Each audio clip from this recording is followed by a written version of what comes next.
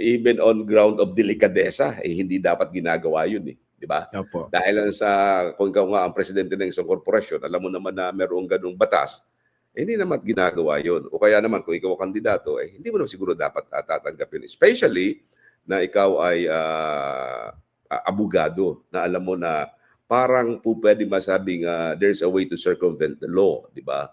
Sasabihin mo nga na, well, I am donating as a private individual.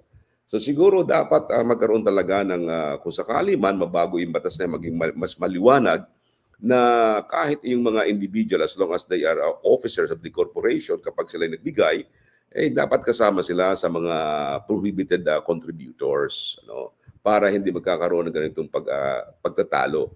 Pero as of now, yung resolution number 10772 and 11109, they are valid resolutions of the Commission on Elections.